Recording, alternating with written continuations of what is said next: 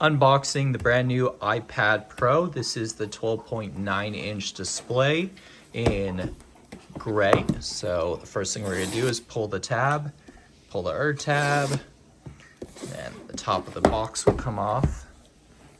You just kind of lift it up, like that, pull the sides.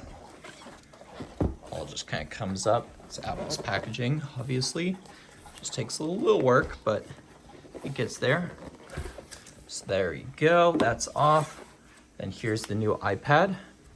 So you pull that tab to pull it out, and then iPad's out. And then in here, you have the charger, which is this USB-C block, which is USB-C to USB-C with the new iPad, just like the new iPhones, which is wonderful.